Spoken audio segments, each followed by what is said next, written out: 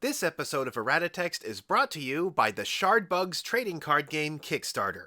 It's the end of the world, and bugs have risen up to be the dominant species on Earth. Various factions pray to mysterious astral deities to control territory and maintain power. Players compete to be the first to gather enough faith to summon their god and conquer the land. But this game has a twist. Like an actual beehive, the bugs under your control can enter and leave the resource row as their talents are needed. No longer are you throwing away your high-cost cards for an early advantage. They can come back later, and those bugs that are struggling to carry their weight can move to the hive to make more dust so you can play more cards. This creates a delicate dance between attacking, defending, producing dust, and collecting faith. Each tribe has their own way of doing business, from the hard workers of the Sol to the mighty swings of Mars to the string-pulling puppeteers of Luna and the mercenaries who arrive to fight for the highest bidder. Eventually, brightly colored and boasting a slick comic book art style, Kickstarter launches March 29th, and while the game is already gearing up for a production run, they want to give you the chance to maximize its potential. That's the Shard Bugs TCG Kickstarter, links in the description below. So when I first started making the 7 Deadly Trading Card Game Sins videos, apparently I was one of the first people to take the sorts of videos that analyze things like video games and books and movies on a granular level and applying that to trading card games. There's apparently a lot more of these videos now, and I'm certainly glad that they're being made, but I find a number of them kind of reductive. The objective for Magic the Gathering and almost every other card game is to bring your opponent's life total to 0. That's how you win the game. You want to know what my issue with this is? This is like if somebody was making broad statements about video games and just talked about guns a whole lot. Because while, yeah, a lot of games do involve guns, it sort of casually tosses aside the many, many games that don't feature any gunplay whatsoever. Or for an easier example, saying that animation is just for kids. But in so many of these videos, I see fixations on things like life points and resource cards and minions fighting other minions as though that were the only way to go about things, and it's why I generally try to avoid such subject matter, because like the English professor who's sick and tired of grading essay papers that delay the point to an absurd degree to try to sound smart, I am sick and tired of playing yet another Duel Masters clone not again. I mean, my fictional TCG Guard game is a Duel Masters clone as a joke. I'm actually making my own real card game over on the Discord, and you know what it doesn't have? Life points, resource cards, or minions fighting other minions. I mean, it has minions, but you can just run them over with your big truck. What I am trying to say, and something I have emphasized in my videos about drinking from another well and authenticity, is that I don't want people falling into the trap that trading card games have to be one particular thing. Video games aren't all about guns, cartoons aren't just for kids, and TCGs aren't all about minions and life points. They can be about sporting competitions, or solving mysteries, or making movies, or other ways to have a competition that isn't just two armies leveling at each other. You don't always need life points or minions or resource cards or fantasy paintings or anime art. That's just a list of commonplace elements that have come before. You are not bound by any of it. And I guess maybe I haven't made that perspective easy to see. So in order to really make my point clear, I am going to dismantle probably the biggest idol in the trading card game design space. I am going to knock down the altar of the almighty pie. Hello and welcome to Errata Text, the follow-up to the 7 Deadly Trading Card Game Sins, where we look at varying elements of game design. Now, to make myself perfectly clear, I am not saying that the Magic the Gathering color pie is a bad thing. It is, in fact, a strong concept and useful tool for the one game it was made for. Unless your goal is to create an imitation of Magic the Gathering, in which case, take a number! Okay, maybe that was a bit mean. Not everybody starts their lives as a brilliant visionary with a hot new idea. Lord knows I didn't. Or haven't. So why don't we take a step back and borrow a quote from jazz musician Clark Terry, thank you Second Wind for telling me about this guy, the video they made about cargo cult mentality was great and maybe useful for the trading card game industry, who says that the process of becoming a creator is best summed up in 3 steps: imitation, assimilation, and innovation. It's no disgrace for any kid today to copy what his idols did. Yeah, right. what they did. So that was one way of getting involved. Then after a certain point, you say, well, hey, wonder why, when you get to a certain, wonder why they make a right turn there. I'm gonna see what happens if I make a left turn. So when it comes to the first part, imitation, this mostly involves playing in the space of familiar games. It's theory crafting custom cards for games you like to play, or spitballing alternate play modes, thinking of changing one little thing. Essentially the fan fiction state of creation, and probably why the first card game you ever make will look awful familiar. Assimilation is where things get interesting. It involves going a level deeper, analyzing the mechanics and how they might move a game or make players feel, prodding at the various parts to see what changing or removing them might do. It's understanding why a mechanic is the way it is, its place in the grander scheme. This is sort of the learning anatomy before drawing cartoons step. Your typical cash grab is stuck at the entrance to this step 9/10 of the time, fiddling with various familiar mechanics without ever really breaking free of the past influences tying them down. The cargo cult stage. If the phase between imitation and assimilation are sort of the awkward teenage years rebelling against convention without really understanding it, as so many people who are quick to say resource cards bad, XCG good would be, then coming out the other end is realizing that resource cards are but one of many valid approaches whose dedicated nature opens them up to all sorts of cool tricks that all of these face-down any card as resource systems simply cannot do, and how a TCG enables people to choose how much they want to commit to your game, whether it's building competitive decks, having a large collection, buying a pack a month, or owning literally one card. It is flexible in ways that XCGs are not. Of course, in both of these cases, there are pros and cons to either approach. And with that level of understanding, you can finally start innovating. This is where we start to get the real juice of creation, where we see games with things like action economies, hidden hands, secondary draw steps, and yes, running over your enemy minions with your big truck. Thanks to now having a grasp on how the different mechanics from other games might affect a game's experience positively or negatively, you have the insight to see how genuinely new ideas can have an impact. The student has become the master, untethered by the chains of expectation. If you're worried that your ideas aren't really showing the sort of pop I always praise in my videos, don't worry, it's a journey, and my goal here is to help give you a heading. And to start that journey, let's come back to the color pie. So Magic the Gathering is built around 5 basic colors: red, green, white, blue, and black. Each color has their own way of doing business and their own identity.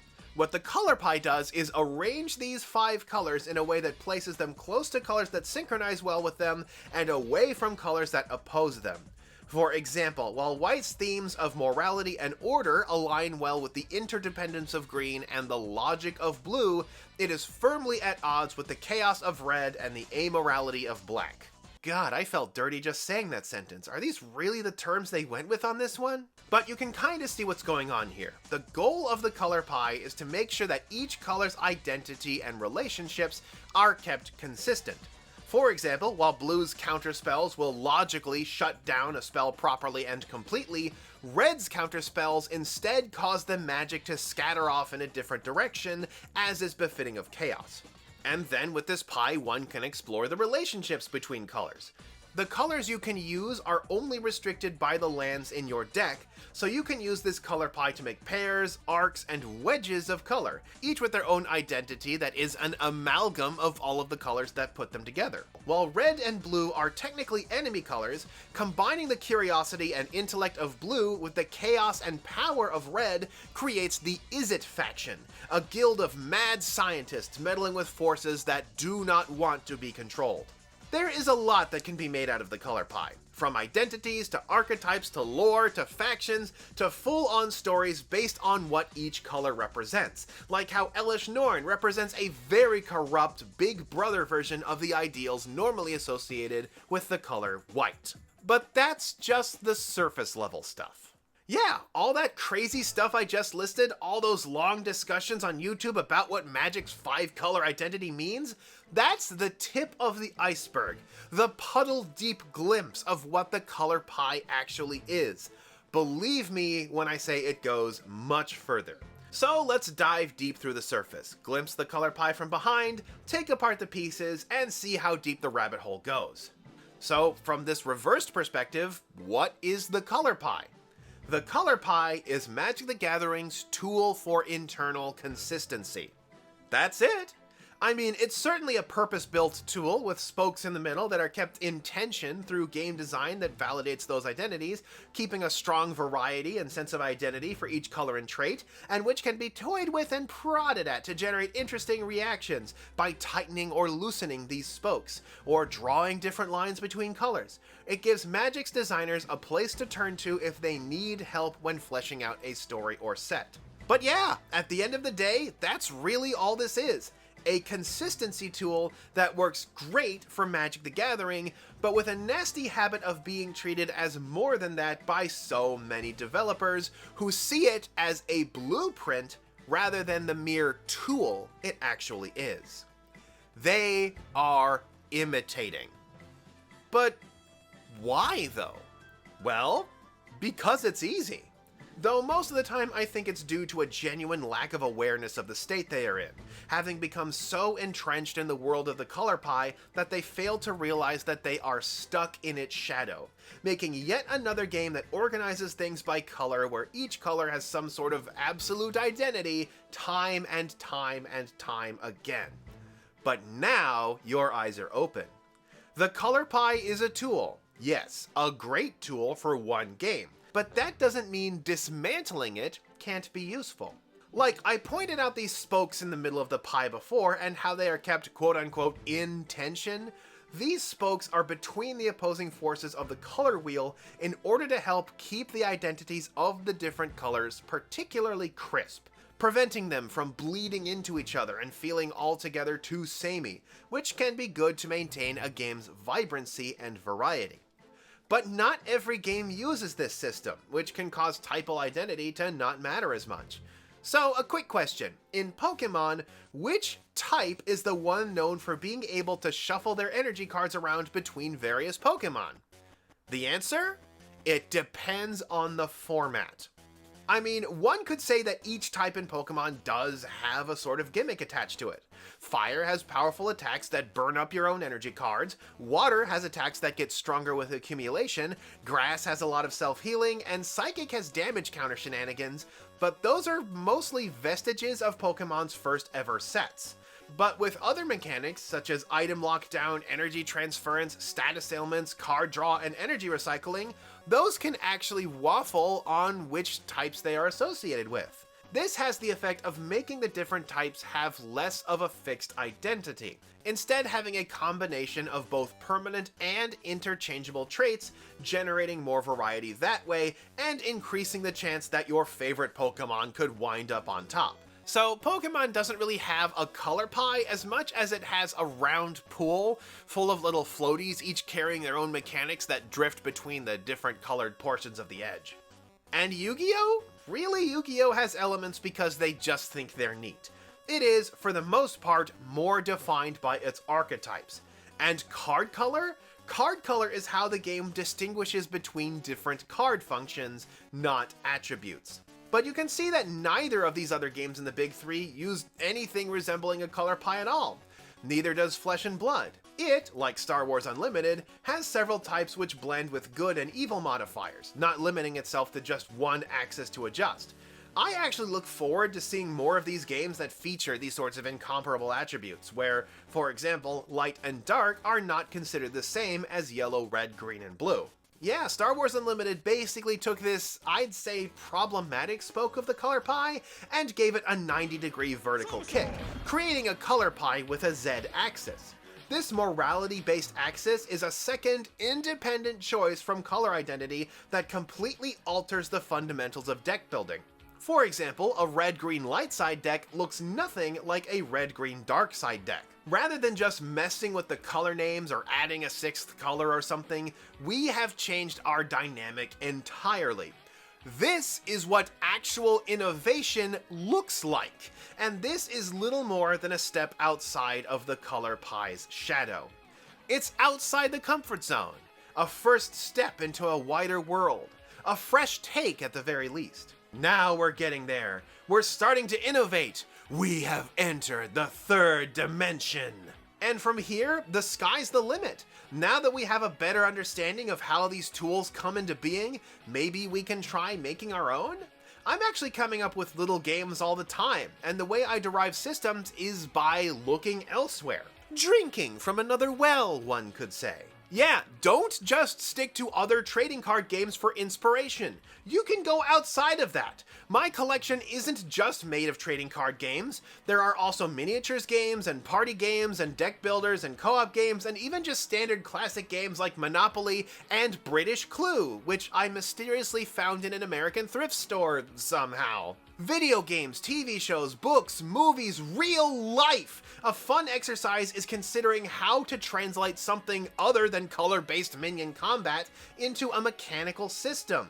One could argue that Flesh and Blood was a system made to simulate how it feels when two monsters in any other fantasy game actually meet face to face and the terrifying moment-to-moment combat that results. Try game jams. They often feature prompts and constraints to force you out of your comfort zone. I even participated in another one recently. When I heard the theme Stitch, my mind immediately went to Frankenstein. And so I developed a game where you stitch limbs onto a monster body to create the most powerful monster.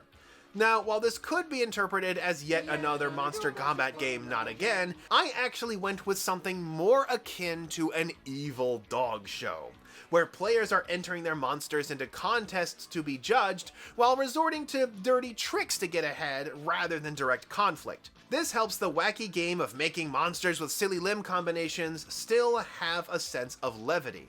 I added several systems on top of this. Each limb is assigned to a specific slot, and each limb type has a sort of idiom they work with, along with possible synergies and additional typings for more interactions. And of course, Mom, we have Exodia at home. You gotta have him in there. There's room to grow in the form of new bases and limbs and skills, maybe even new types with new tricks, and not a pie in sight. But yeah, this was a fun example. My game was Frankenstein Evil Dog Show, but what other things could be made into a card game?